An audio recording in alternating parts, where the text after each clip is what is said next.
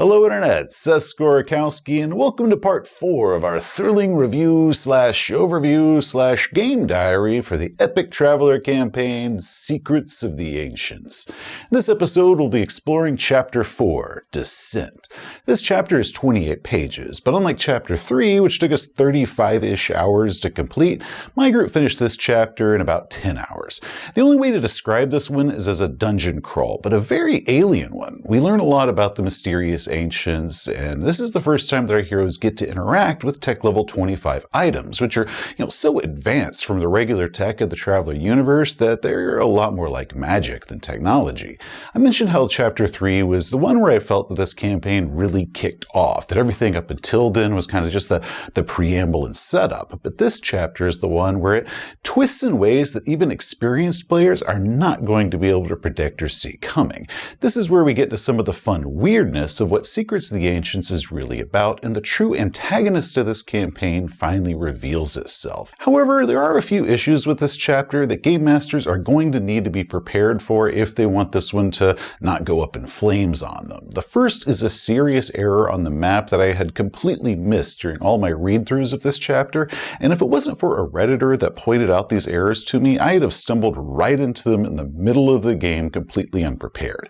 The second issue is presenting with the player characters with a role-playing choice, and there is the potential of this ending the campaign outright if the player characters make the wrong choice here. So I'm going to go over how I handled and overcame those issues, so for any game masters out there, you can be prepared for those when you run this for your own groups. But first, let's reintroduce our heroes. They are Jasper Peachy Brevis, former scout and scientist specializing in robotics and archaeology. Lily, a former belter and a kick-ass pilot who has a serious problem with authority figures. Benjamin, retired naval captain and decorated war hero. And Otto Otter Backett, former Imperial intelligence agent and unapologetic parrot head. Unfortunately, Otter's player missed the bulk of this adventure. We'd originally scheduled the first session of it, expecting it to be JR's last session with us, and then JR's player had to cancel at the last minute because real life stuff and they're about to have to move across the country happened, so we just ended up with 3 players for most of this adventure. So we'll just consider Otter was held up in his stateroom with his newlywed wife doing things. They're joined by Amelia, an astromech droid that's becoming more and more like Lily in all the worst ways, Dr. Aura Brevis, extremely educated scientist, and Peachy's mom, who's got it going on, and Hilda Backett, a very uneducated hunter from a primitive world and also Otter's new wife.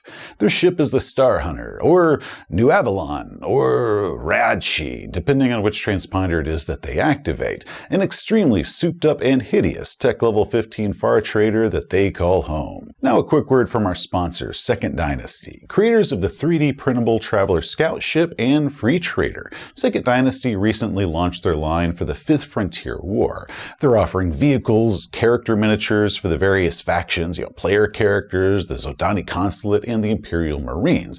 Now, these can be used with Mongoose's new 5th Frontier War campaign, or really any Traveller campaign. My own group, we use Second Dynasty miniatures in our Secrets of the Ancients campaign, the Marines from Chapter 2, and most of the player characters are all Second Dynasty Traveller miniatures that we have. While the 5th Frontier War Kickstarter with its physical prints just recently ended, there is still time for people to late pledge and get in on that limited run of pre-printed physical miniatures. Link below for both that and Second Dynasty's website, where you can find the rest of their Traveller line and download the STL files and have those printed yourself. Now back to the video, but before we delve any deeper, I must warn you that there will be spoilers. So any players in the audience, please stop here, but send your game masters this way to see about running Secrets of the Ancients for you. But if you keep going and you spoil yourself, you'll be crushed by the unforgiving pressure of the gas giant named guilt. Okay, Game Masters, let's dive in. Now, one issue with this campaign is the Traveller lore that's involved with it. The Ancients are supposed to be mysterious, and while, characters might be educated in the Agents, they should know certain information about them. Players often don't know all the deeper lore of the Traveller universe, and are going to be understandably going to miss certain details in this campaign if the players are not made aware of them. There's sort of an assumption to it that the players are going to know a certain amount of the lore that if you don't tell them they're not going to know that. So for my game, after they picked up Dr. Brevis on Beck's world, Benjamin began studying archaeology under her, and Peachy joined in for a bit of a refresher on his ancients knowledge. So I took the information that was presented in the campaign and in Aliens of Chartered Space Volume 2 and condensed that down into an essential things that a character with the archaeology skills should know, and that was in a 2-page handout. And it goes over what scientists know and what they theorize and the lore about Grandfather, as well as the branches of common theories as to why it was that the ancients vanished. And with all of my other handouts, I've stuck a link to that down in the video description below, so other game masters out there can download that and use that for your own games. When we last left our heroes, the Travelers had gone to the Bougine system. They were spotted by Captain Gandholsis shortly after they arrived and ordered to surrender, but it would take 2 days for the Alahir to even reach where they were. So taking that time, the Travelers used their Ancients detector from Dr. Volsang on Beck's world and found an ancient ship hiding deep inside a gas giant.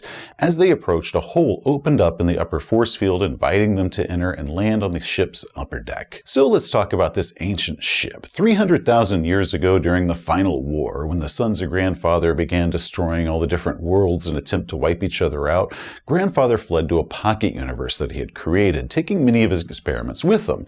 Now this 10,000-ton cargo ship was carrying Droin and a human colony to this portal gate when it was attacked. It took heavy damage during this battle and descended into this gas giant to draw in matter to reconfigure and repair itself. However, the enemy that was attacking it also attacked the ship with an AI virus. This hostile intelligence began consuming the ship's own intellect, turning the systems against itself in order to self-destruct the ship.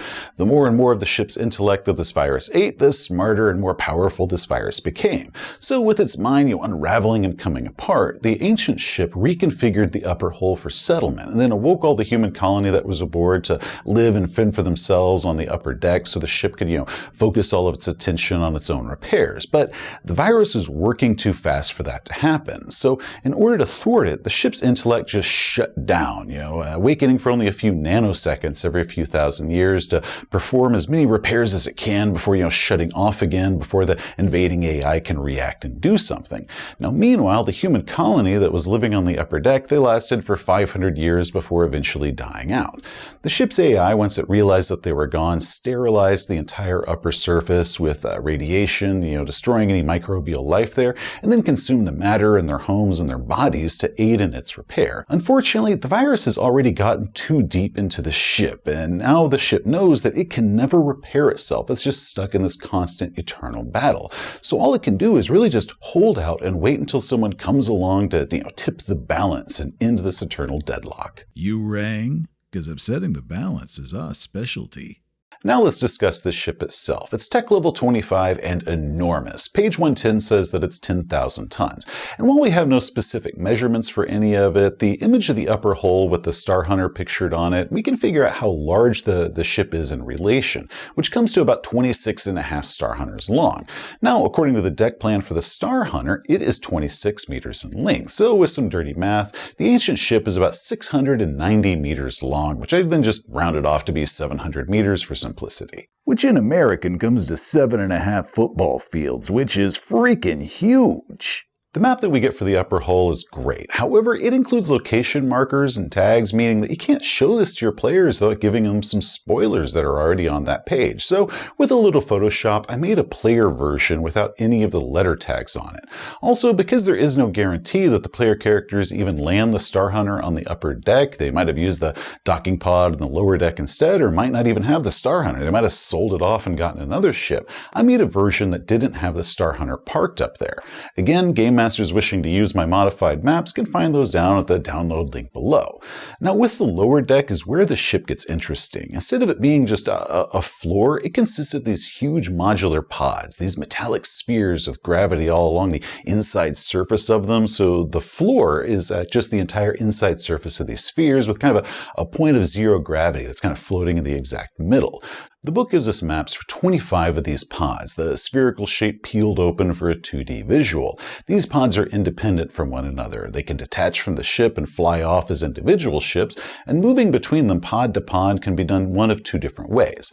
There are teleportation gates, this kind of high-tech portal network, or adjoining pods that are directly next to each other. They can reach each other via iris hatches. 7 pods are what's called nexus capsules, which they have hatch doors leading to 3 to 4 adjoining pods, such as Nexus 6 leads to Capsule 43, 45, and Capsule D.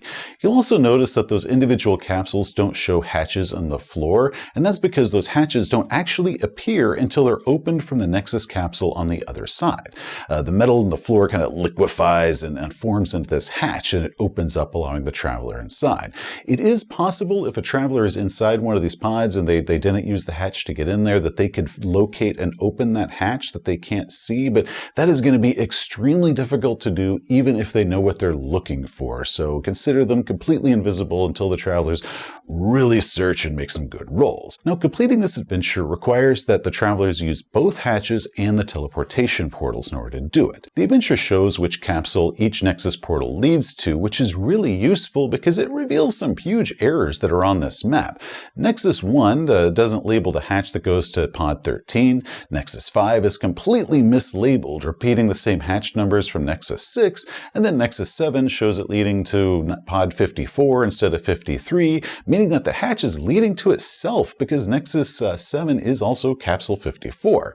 Now, this is a pretty big error, and one that I beg Mongoose to correct, updating the PDFs, send out an errata, and fix this in any future printings of this book. And it's one that I personally missed in all of my read-throughs preparing for this adventure. It completely I missed it. And if it wasn't for a sharp-eyed Redditor who pointed this out to me, I'd have had all sorts of confusion and frustration when I was running this adventure, when we're in the middle of it and all of a sudden the map just didn't make any sense at all and I was completely unprepared. So a huge thank you to Stargrove 528. You completely saved my butt here. So with a little Photoshop magic, I corrected the map labels. And then while I was at it, I made a player map that didn't have any labels to any of the hatches, so game masters can feel free to print these out or share these capsule maps with their players. And then a further updated version where there are hatches that should be visible in capsules B, C, and D because those capsules lack teleporter gates, so the only way to enter them is through the hatches. So once the players enter them, they're always going to see a hatch in the floor because that was the only way they could get inside. So I just went ahead and put a hatch in the floor. Again, game masters, go to the link below if you want to use any of my modified maps. Use them, have fun, and save yourself all the work of having to make these on your own. And finally, and this was also with Stargrove 528's help, I made a layout key to help me visualize how the individual capsules were arranged with each other. Now, this is very helpful for me to keep everything clear and easy to follow while I was running the adventure, kind of keep track of where they were and what was going on. I also added a little asterisk to denote which capsules had random encounters that I needed to roll, and notes about how the hatches between Nexus 3 and 4 were welded open, and the hatch to the upper hull led to Nexus 6, and the teleporter to 45 had been disabled. This thing was so helpful for me to use and keep everything straight. I strongly recommend that game masters use this or make a similar one for themselves. And once again, link below. Now, as mentioned, the ancient ship is host to 2 artificial intelligence. One is the ship's artificial intelligence who wants to complete its mission and complete its repairs, and the other is the virus that wants to destroy the ship. Now, both of these AIs are asleep when the Travelers initially arrive, but once they enter the lower capsule deck, the AIs are going to awaken.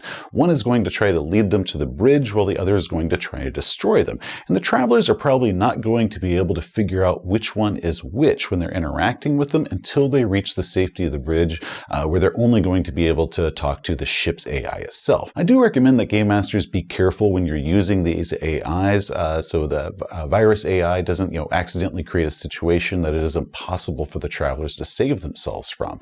But if you do accidentally put them in a situation that's impossible for them to save themselves from, you can have the ship's AI open up a teleporter portal or a hatch, or give them some sort of message in their comms to tell them what they should do to get out of this, giving the Travelers an opportunity to save themselves. Yeah.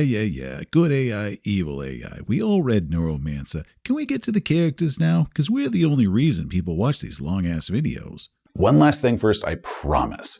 As the travelers approach the ship, they're going to notice there are several creatures around it. The gas giant does have some life forms that live inside here. There's tiny single-celled life, and then the larger life that feed on that smaller life, and then the even larger creatures that feed on those. Now, while normally these would be rare to find as you're kind of flying around inside the dense clouds of this gas giant, this derelict ship has been here for 300,000 years, and it's formed sort of an artificial reef and this kind of biosphere all around it as all these animals and creatures are kind of swimming around and hiding in here. So they managed to gain access to certain parts of the ship. The damaged parts of the ship they can get into, and some of the creatures have learned to swoop in through the force field down onto the upper deck and for a quick attack of anything that they might see down there. Now, one thing that I added here is in the areas that are at normal 1 atmosphere pressure, these creatures only have about 4 to 6 rounds to get in and get out before this low pressure for them environment causes their cells to explode, meaning that these attacks are going to be very hit and run, otherwise it gets hilariously messy on us. Okay, now enough with the setup, let's get to the adventure. After landing on the upper hull and verifying that there was breathable atmosphere outside, the travelers decided that it was probably safer to still wear their vac suits. Hold on, guys. This whole ship has probably got an AI that's in charge of everything, and we should probably say hello to it before we go traipsing around the place. Now, nothing's been answering my comms so far, but I think I got something that I can set up so we can talk to it. Peachy, and this was extremely clever on his part, set the ship's computer up to send out a mathematical formula every few seconds, hoping that any intelligent life would be able to reply and answer as a way of opening up a dialogue between them, even if they didn't have any sort of shared language. And then he was going to have that signal routed from the ship directly into his vac suit, that way he could get the message no matter where he was. Now, the ship's AI wasn't going to be online until they had reached the lower hull, but this led to a really great moment once they finally got an answer to this message that had been going out for quite a while. While everyone else was okay with just walking out across the deck, Benjamin insisted that they take the air raft. Seriously? How lazy can you be? Then you wonder why your uniform keeps getting tighter. Hey, you'll thank me, I promise. Checking the tilled fields, they found some farming equipment and a few human bones.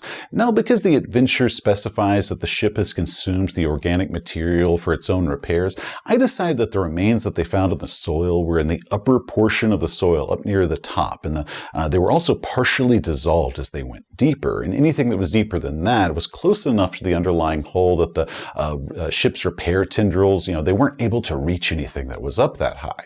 As they inspected the old battle damage, they got to see some of these strands in action. A piece of the Star Hunter, a cosmetic portion that they'd added to modify the ship's profile, had torn loose during their landing, and these kind of hair-like glowing strands were reaching from the upper deck and slowly dissolving this metal. And meanwhile, other strands were slowly repairing the torn hull that was nearby. And the mention of this happening to the bodies is why I suggest that Game Masters add that the skeleton that they found in the dirt was partially dissolved and up near the top of the soil to explain why the whole skeleton hadn't already been eaten. Now, seeing the ancient ship is literally eating this metal, Lily freaked out and raced back to the Star Hunter to be sure that nothing was dissolving it. The adventure doesn't explain this part, so I decided that these repair tendrils were at least intelligent enough to distinguish, working machinery that was intentionally set somewhere and discarded trash. Lily thoroughly inspected the landing gear and could see a few of these tendrils coming up from the deck and kind of probing around, but not damaging anything, just kind of inspecting whatever was there. But to be safe, she moved the Star Hunter to a nearby field, which they'd now determined to be a little bit safer from these tendrils. Amelia, I need you to stay on the ship. There are things out there that'll dissolve you, so don't go outside. Amelia, who'd been pretty frustrated that it didn't bring her along, was suddenly very concerned about these metal-eating tendrils, and she promised to keep an eye out on the ship and not let anything hurt it. They started exploring the pyramid area when a single darter attacked Peachy. He managed to avoid it, but it was at that time that he announced that he didn't have any weapons at all on him. His thought being that if he was walking around the ship, visibly armed, it might cause the ship to believe that they were invaders and hostile. Unfortunately, the player failed to mention this cool idea to anyone else, including myself. So the ship couldn't have gotten this impression of him as like, oh, he's unarmed, he's safe, because the player had completely failed to tell me that's what he was doing, and I'm the one that's playing the ship's AI. What? I can't be going and telling the Game Master what my plan is. That's just what he'd expect me to do. Everyone else said that they had no intention of walking around the ship unarmed, especially since they now knew that creatures could get inside the derelict, so outvoted, Pichu returned to the Star Hunter to gather his weapons. Unfortunately, Amelia refused to let him inside because she was really concerned about contamination of these metal-eating whatever it was. Amelia, open the pod bay doors. Open the pod bay doors, please, Amelia. Eventually, she agreed that she'd place his weapons inside the airlock and then allow him to go inside the airlock to gather them from there. I think you might be a bad influence for her. She's just following quarantine protocols, like Ripley. Pichu was armed just in time as a pack of sky sharks attacked. Now, with some freakishly good rolls on my part, where I was really grateful that I was rolling these out in front of the players because they were just too good to be believable if they didn't see the rolls, these things seriously hurt the travelers before they fled. Now, one of them exploded from this low pressure before it was able to make it back to the force field and back into the full pressure of the gas giant, so it ended up raining all this gore down in this spectacular finale to that fight. So, holding off on the pyramid, the travelers decide to inspect the weapon systems. Now, this is a spot where messing with unknown technology has some dangerous consequences, and I, in my infinite wisdom, accidentally made this a whole lot worse. So if the travelers fire this weapon, which they're not going to know that it is a weapon that can fire until they fire it, and this beam blasts a hole through the energy shield and floods the whole upper level with this poisonous gas. Now, this is easily thwarted if they have vac suits, which my player characters did. However, in the section on the lower decks, if the travelers get exposed to the outside, the tremendous pressure of the gas giant inflicts damage on them, so I decided to employ that pressure damage here. Unfortunately, 2D damage around and requiring strength checks to move is a whole lot of damage, and the travelers, not knowing that there was safety that was off in the map room because they hadn't made it to the map room yet, the only safe place that they could go was the Star Hunter, which was a couple hundred meters away from them, so it was too far for them to reach before they were just crushed by this pressure. Now, fortunately for me, and for everyone else I suppose, Benjamin had brought the air raft along with him, so jumping inside, he gunned it toward the Star Hunter at full speed. And then the next thing that happened to my horror was that realizing that I had established how Amelia was paranoid and wouldn't let anyone inside the Star Hunter, so now my fun little sort of character joke of, building, this little character about her might get everybody killed if she wasn't going to let them inside. But Benjamin reminded me that the air raft has its own airlock and its own docking space, and Amelia had no problems with him entering the airlock. So hitting the garage door opener, he Tokyo drifted the air raft into the docking bay and slammed the door behind them. The travelers were all pretty hurt at this point. 2 of them were unconscious. Dr. Brevis was just 1 point away from death, but they made it inside and out of that crushing pressure. They then spent some time on the auto dock getting patched up. Thank God I added an auto dock to this thing. Anyway, the moral of the story is, Game Masters, I recommend that you have the punctured force field still be able to hold back that crushing pressure, or at least the instant crushing pressure that it should be. Maybe it gets a few atmospheres higher, enough to be uncomfortable, but not the instant squish that it should be, because that's what I did, and I nearly TPK'd my group here by making it too dangerous too fast. So maybe you could have it where the pressure is going up, but it's slow enough that the travelers can get themselves to safety before they're squished. What was that? Thank you, Benjamin, for bringing the air raft and saving all our asses. Well, you're welcome. Yeah. In the map room, they found ancient star maps that showed several ancient sites around the system, garden world planets that were now asteroid belts, and a trio of star systems that in the current day were completely empty space with no asteroids or even stars. Now, one thing with this map room is it can be used as a safe location when the force field is punctured. Game Masters need to describe how the door here is a type of force field instead of it just being the mist as it's described in the module. Otherwise, the players are not going to think of that as a safe place to go until they can feel some sort of membranous force field that they have to step through. With nowhere left to search, they returned to the pyramid. Inside that, they discovered a teleportation portal with its control panel. The module describes the layout as being 5 buttons numbered anti-clockwise around a central button, and then 3 secondary controls below that, each of those having 3 individual settings. But a picture is worth 1,000 words, and I knew that I would have to describe this countless times to my players. So for my game, I made a handout for my players to use to visualize compromise this thing. The teleporter controls are a 5-digit binary code, the 1, 2, 3, 4, and 5 being the 5 digits, which can either be on, being 1, or off, being 0. So if you were to activate buttons 2 and 5, the sequence for that would be 01001, which would set the teleporter to room 23, the repair systems. The binary combinations are strange to get used to, but I personally dig this. Now, I'd assume that my players wouldn't figure out what this was, but they quickly caught on and figured out that it was a binary code. Now, I suggest for any players that do not figure this out, but their characters would be educated enough to figure this out, have them make a computer plus education check to figure it out. Once the players have fumbled around with it for a while and you've deemed that, they've done enough that they can figure out what type of combinations these are. Now, Benjamin said about going through all the different combinations, finding the 7 Nexus hubs. Meanwhile, Lily crawled through the tunnel in the upper deck, past the tangle of prehensile cables, and opened up the hatch leading down to Nexus 6. The moment that she stepped through into the Nexus pod, the AIs awoke, and Peachy's message that he'd been sending out was answered. The AI sent a repeating message to them, 00100, over and over again, which that was the code to Nexus 1, which leads to the bridge, but that's where the AI wanted them to go. Lily tried using that code, but Nexus 1 is damaged, exposing her to the crushing pressure, and between the travelers having fidgeted with the lower controls so that way the gate had instantly closed behind her and she couldn't go back through, and then she was being attacked by a wreck darter that happened to be inside that pod, Lily almost didn't make it back. Now, the ship's AI at the time had not known that the Nexus hub was damaged, and the virus AI did know, but it wasn't going to stop them from walking into that. So once Lily managed to return, Peachy received more messages in his comms, some of them asking for help and others telling him that they should die as intruders. Guys, I think this AI might be insane. What if there are 2 AIs, a good one and an evil one? That is the stupidest theory I've ever heard. Needless to say, the travelers no longer trusted anything that these AIs said to them, so they set about exploring the ship. There are a lot of cool rooms and cool ancient artifacts for them to discover. I got a cool translator device, so now I can read and speak Droin. And I got a disintegrator pistol. This is suddenly a lot less cool. In one room, they discovered a psionic testing mirror, required everyone that entered the room to roll a psionic test as they entered. Now, the first to succeed this test must immediately engage in a telepathic duel with their replica inside the mirror. Now, every traveler entering the room failed this until Peachy, who was the last traveler in line, managed to enter this room and actually rolled enough to awaken psionics. He immediately won his duel and was now telepathic. Big whoop. I got a psi score of 3. And also, I am never going to remember to try to use my psionics. And those few times that I do remember to try to use my psionics, probably because somebody reminded me that I got it in the first place, I am going to fail that psi roll. And that is a promise.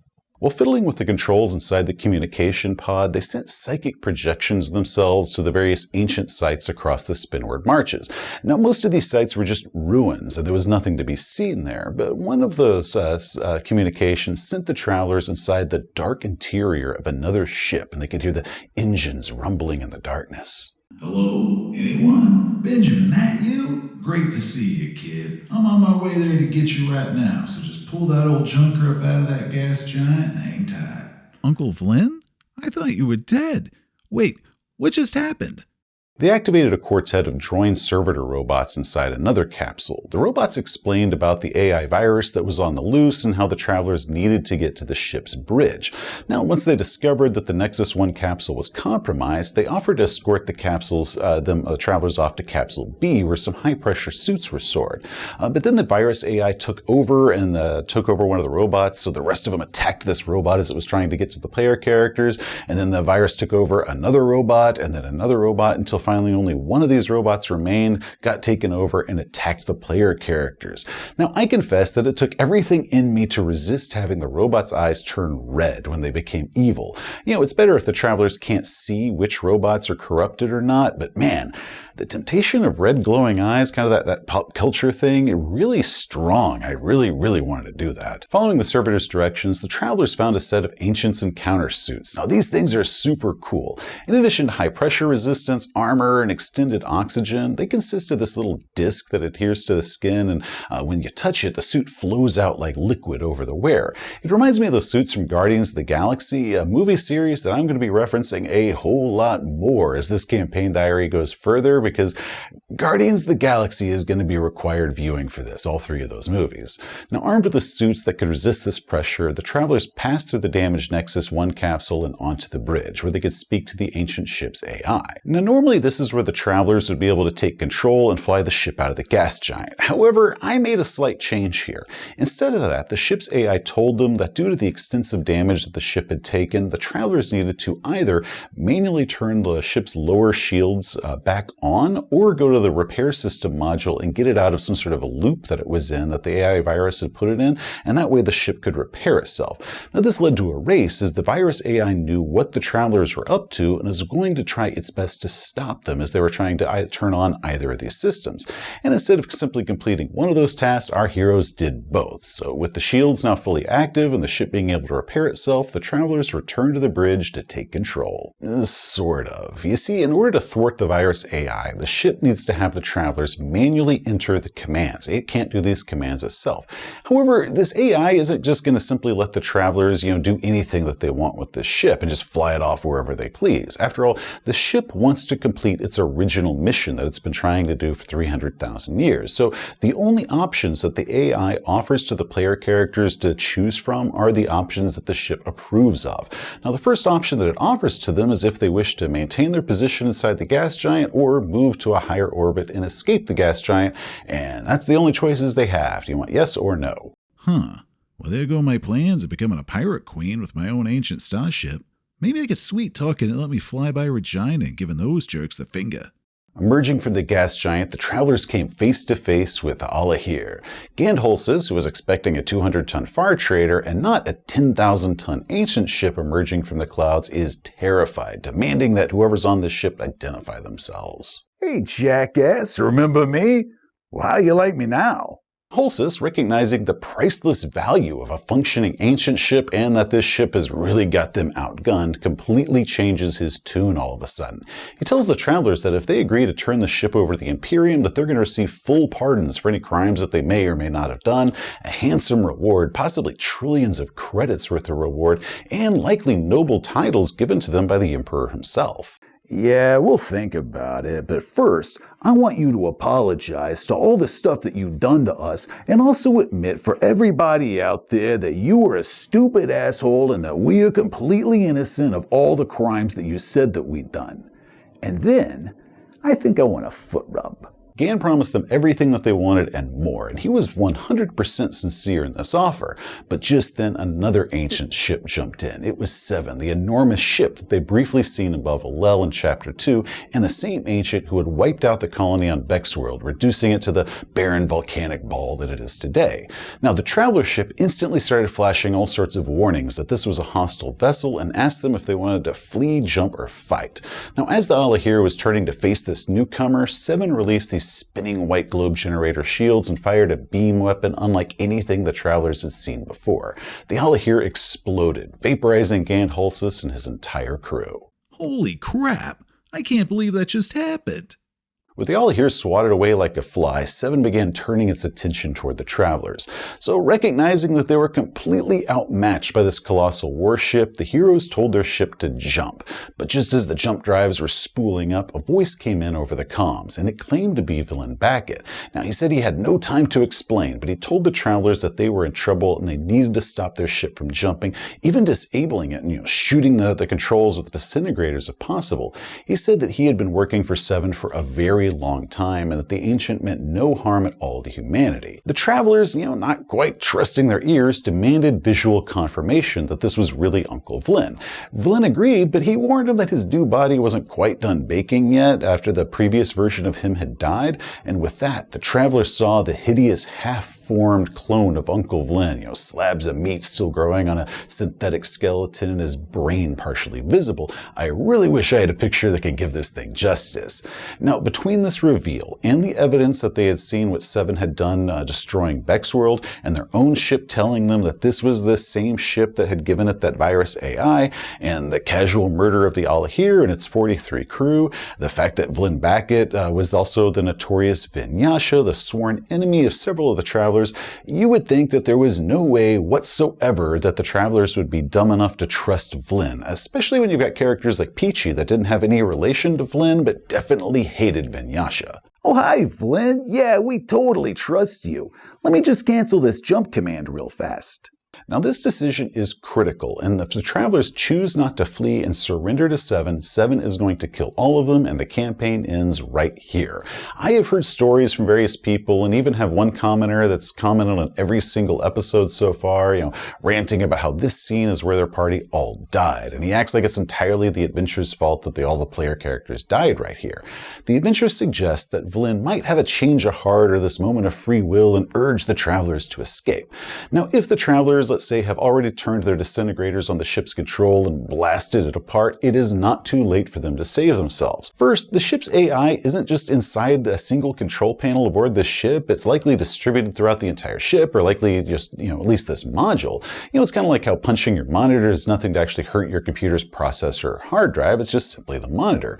And the AI might simply request a verbal commands from this point forward because the buttons have now been destroyed, like do you wish to jump, yes or no.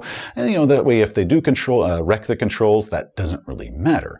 Or if the Travelers have repaired the repair module and that's active on the ship right now, it might be able to regrow a new panel, a control panel for them in just a few minutes, possibly having to drop some of the different module pods from the ship, the spheres along in order to dissolve them or order to speed this along. So it's going to cost them those, but it's definitely going to be worth it and just cause a minor delay in their escaping. Next, I personally don't like the idea of Vlen, having this dramatic moment of free will and suddenly yelling for the Travelers to flee. I mean, he is in too deep at this point. He's also too smart to openly defy Seven like that. Seven's not going to put up with that. Seven's going to squash him like a bug. It's not like the Ancient is sentimental in any way.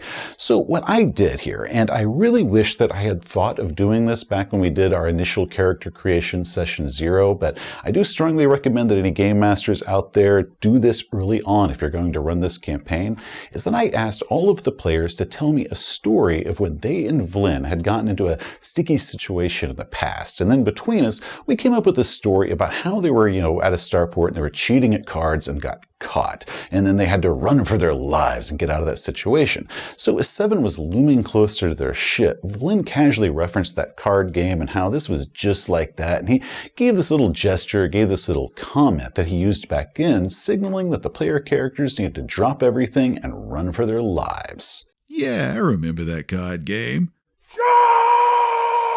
And with that, the Travelers jumped away. I added a little message from the ship's AI that it gave once they'd entered jump space. Because the virus AI was still devouring it, the ship AI was going to go back to its dormant status for the duration of this jump, trying to keep itself alive long enough to get to the destination. But it warned that while the virus AI should also go dormant when it does, any programs or traps that it might have put in place would still be active, and the Travelers should consider the ship to be a hostile environment to them still. It also warned that in just the moments before they'd entered jump space, the virus AI had sent a burst transmission to Seven, which, that was actually the jump coordinates of where they were headed. So it instructed the Travelers to return to the bridge once they were out of jump space, and with that, the AI went to sleep. Hey guys, the wife and I were off watching a movie and lost track of time. So what'd we miss? Well, Gand Holsis ain't after us no more. So great news then. What?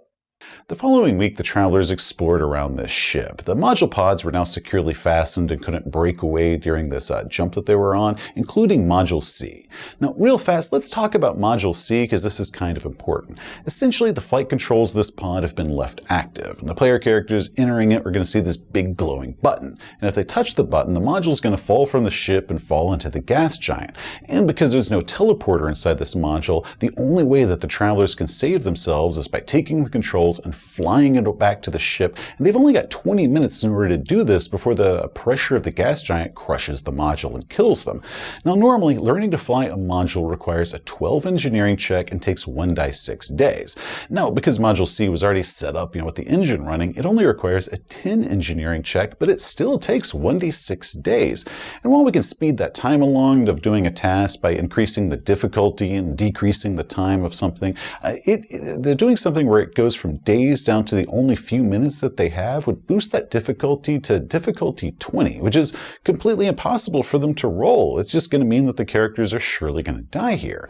Now, this seemed a little bit odd to me when I was reading it, so I checked the original first edition of the campaign book. And while normally tasks take 1d6 days, Module C being set up already can be learned in only 1d6 minutes, meaning that not only does the character have a chance of succeeding at this, but if they fail their roll, another character has enough time to give it a shot and figure out how to fly this module pod. So Game Masters, please adjust Module C to that the learn time is in minutes and not days, because that's how this obstacle was originally intended to be done by the author of the adventure. They hadn't intended it to be this extended a long time, and I really hope that Mongoose fixes this error in the current edition, updates the PDF, sends out an errata, and updates this for any future printings. Now, during their jump, they found a few more handy artifacts around the ship. They fought a couple robots that the virus AI had left active, and Dr. Brevis led Peachy and Benjamin through this massive and rushed cataloging and recording of all the countless wonders that they had found there.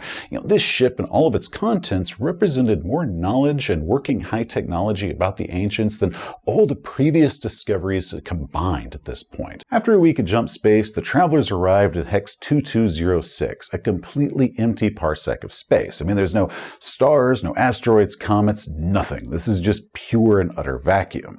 Their ship's lights started reflecting off of and flickering off of something ahead, and the travelers saw in the darkness a teleportation portal like the ones they'd seen before, but this one was huge. The ancient ship glided through this portal, carrying our heroes into a completely different universe. Thus ending Chapter 4. Overall, I really dug this chapter. Sure, it's a dungeon crawl, but with the teleporter network and weird modular ship of all these different bubbles, it makes it feel very alien and strange, which is exactly how it should feel when you're dealing with such advanced technology as the Ancients.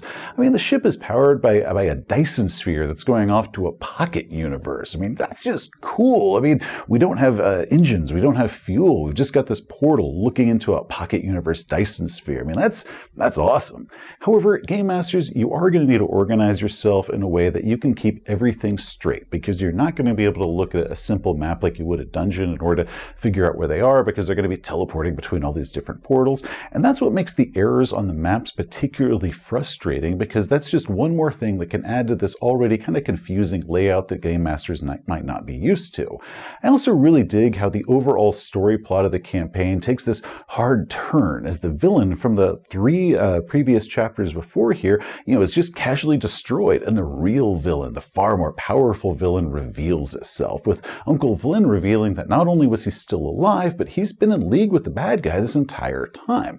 And again, Game Masters, you need to be prepared with how you're going to respond when your players, witness this and how they're going to react, and because they don't want to surrender to Uncle Vlen. That's the last thing that they should do. So I recommend doing what I had done, where you have the players that have any sort of relationship with them. One, have all the player characters have some sort of relationship with Uncle Vlen. Don't just have one, or don't just have half the way I did it. Have it be all the player characters know Uncle Vlen from before, they have some history together. And also, come up with some sort of phrase or something that Uncle Vlen was known for saying to them whenever they were in some sort of dire situation and they just needed to cut and run, get the hell out of there, and have the players tell you what story it was when he said that, and do that during the session 0 as, kind of some sort of simple thing or some sort of phrase that they might all use, then have Uncle Vlen drop that on them, and that should give all the hints that they need to get the hell out of there. Well, Vlen isn't just going to simply out himself to 7 that he has betrayed 7. Well, that is it for this episode. Join us next time as our heroes explore an entirely new universe and the discarded remains of grandfather's experiments in Chapter 5, Otherworld. Hey, thanks for watching. If you enjoyed the video, please give it a thumbs up. If you want to see some more of our stuff, such as game reviews or how-tos, or even more of this series on Secrets of the Ancients, just hit that subscribe button. Till next time, travelers, you have a great day. You know, I am not upset that guy Holsis died. That guy was a jerk. I just hope that he had enough time to send out a message to tell everybody that we were innocent of all our crimes. That and somehow his death won't get pinned on us.